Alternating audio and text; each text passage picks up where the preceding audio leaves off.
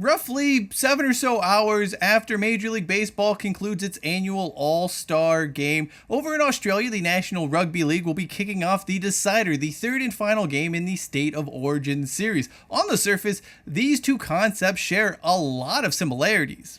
Two teams composed of the best players representing a body of some sort playing in an exhibition fixture that sits outside of the regular league slate. In reality, though, North American All-Star Contest and State of Origin could not be any more different.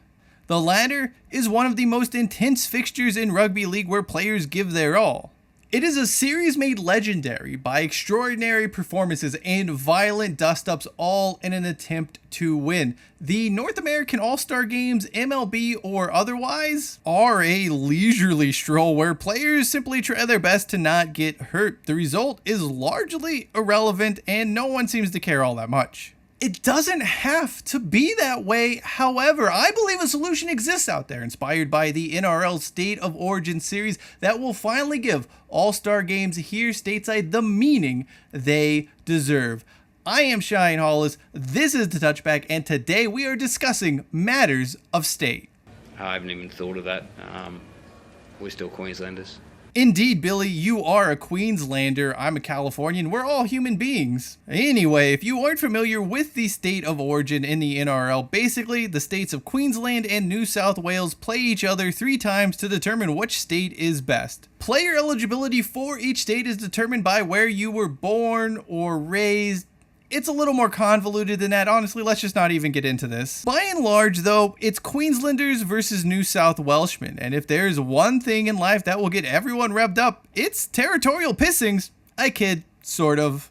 What this gives you, though, is the best players in rugby league. Well, as long as they aren't Kiwis, Brits, Pacific Islanders, PNG, anyone born or raised outside of these two states, going at one another in games with meaning, with passion. No one wants to let their state down. The concept also provides us with the excellent tagline, state versus state, mate versus mate. Club teammates find themselves going up against one another in the Origin arena, and you can be damn sure they are not taking it easy on one another. Winning for your state means so much more than taking it easy on a teammate. That brings us to the biggest issue with All-Star games stateside in modern times. There are no stakes. There's no reason to play or watch or care or any of that. Really, the games just have no rivalry, no spice to speak of. No one gives half a crap about American versus National League or Eastern versus Western Conference. In this day and age, those are simply words. No one has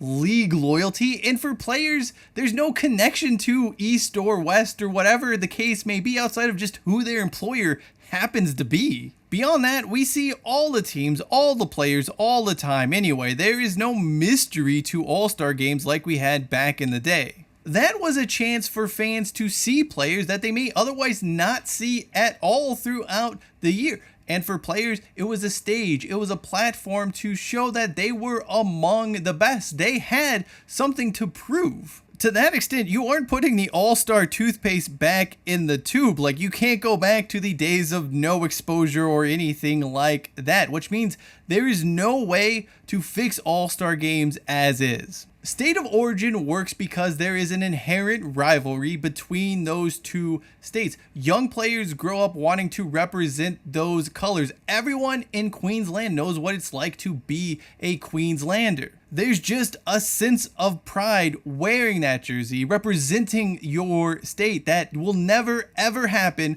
with an All-Star game when you're representing a league.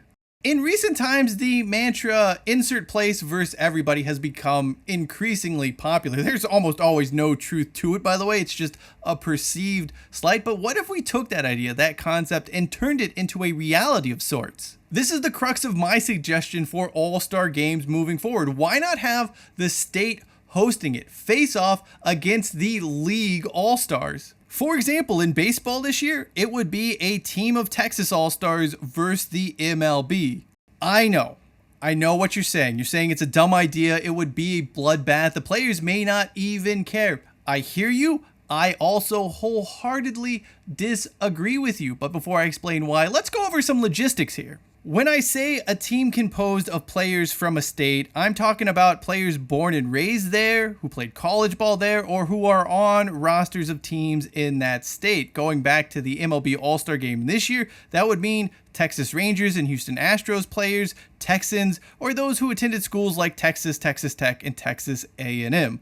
Really, if you had a connection to the state and wished to represent it, you could be available for selection. Some states will have deeper talent pools than others, but that's sort of irrelevant in the grand scheme of things. The goal here is to create sort of a David versus Goliath type scenario. If you have a team of underdogs representing a state playing in front of that state's fans, you can be damn sure they're going to be trying their hardest. You also get the sneaking suspicion the overdog isn't going to want to lose to those plucky state upstarts. Do you really think NBA All-Stars, MLB All-Stars, whatever the case may be, want to be remembered for losing to a state? Absolutely not. Hell, do you think those all-star players want to spend the rest of their season hearing from teammates from that state brag about how they're better than the best? By the way, the atmosphere for this potential format for an all-star game would be absolutely electric. You have home fans cheering on an underdog representing their state. It would be about as close as you could get to a postseason atmosphere without it being the playoffs. When you have a great story and you have a great atmosphere, you normally get great television ratings. Sports leagues love making money, and this concept would be money.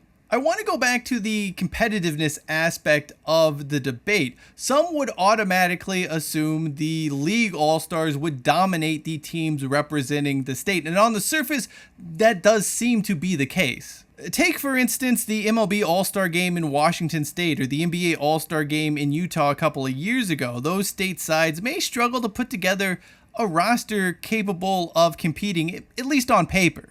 The thing is, the most talented team doesn't always win. That is, after all, why we watch sports. You don't win the game on paper, you win the game by playing. We also have the State of Origin series as support for the idea talent on paper doesn't matter. Queensland is regularly seen as not having nearly the amount of talent that New South Wales does. It is why they are perpetual underdogs. It's also why they are perpetual winners of the State of Origin series. It doesn't matter the difference in talent. It comes down sometimes to just who wants it more, who's going to play harder. Now, maybe professional athletes playing in North America still don't care about this at all, or maybe coaches in front offices won't allow their players to care. Maybe everyone is just happy going through the motions in a half-hearted contest that is more embarrassment than showcase for a league. Then again, those in charge of the NBA, MLB, and NHL have all come out and said they want all-star games to be more competitive.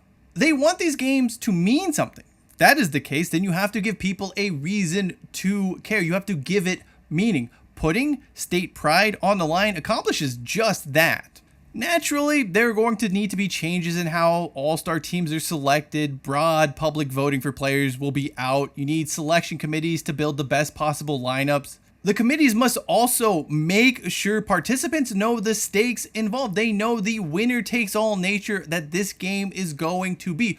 Are these players mentally ready and physically ready for what this game now represents? However, doing it this way can also be a lot of fun as players make a case for inclusion onto their respective teams. It certainly cannot be any worse than what we have today with athletes dropping out at moment's notice, and in fact some players seemingly dreading getting picked to play in an all-star game because they would rather go on vacation. At the end of the day, this idea is certainly no worse than having players pick the teams, 3v3 competitions, putting home field advantage in the World Series on the line, or any of the other ideas that leagues have tried and failed with over the years. Winning a State of Origin series is a badge of honor. It is a source of pride for players that they take with them throughout their careers and personal lives. Making an all-star team in America is nothing more than a piece of flair for one's baseball card or Wikipedia page. That does not change without reimagining what all-star games look like. Players, fans, and the media need a reason to care, and right now it simply does not exist. Thank you for watching this video. If you'd like to learn more about the NFL's failed attempts to host a third place championship game, video upper right hand corner of your screen. And for the story of the most ridiculous arena never built, video lower right hand corner. Until next time, I am Cheyenne Hollis. This is The Touchback, and as always, hashtag take it out to the 25.